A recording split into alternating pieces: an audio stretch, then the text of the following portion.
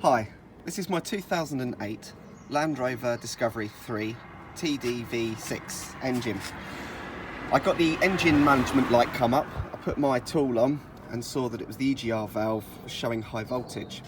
There wasn't too many videos to actually show the Discovery itself, so I thought I'd have a quick look at some, see how to remove it and investigate it. So I removed all the boxes and stuff here and just moved the pipes up with a bungee. Took this EGR out. Now I thought maybe I could give it a clean and that might work, but upon taking it apart and further investigation, which I'll just show you, you can see there the wear on it, and it was absolutely full of muck. I have given it a bit of a clean, but what I've also found is the bearings which sit inside it, and the sides there have actually completely worn away. I was trying to get a better picture for you. So, but the play in the up and down of it. So this is definitely, I need to replace this, which I found on eBay. I can get them pretty cheaply for 2 new ones.